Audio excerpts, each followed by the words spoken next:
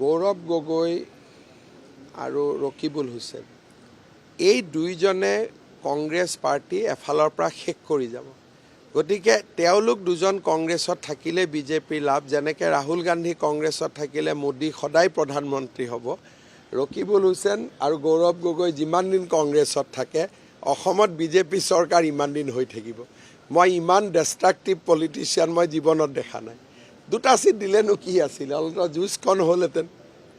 তেওঁলোকৰ ডেষ্ট্ৰাকটিভ politics completely মোৰ ওপৰত অমুক কৈছে গতিকে মই নকৰোঁ।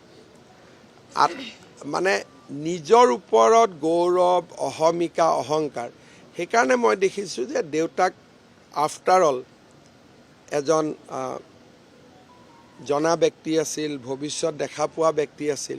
গতিকে নামটো চাই চিতিয়ে ঠিক কৰি দিছিলে। মই ইমানটোলৈকে নাযাওঁ।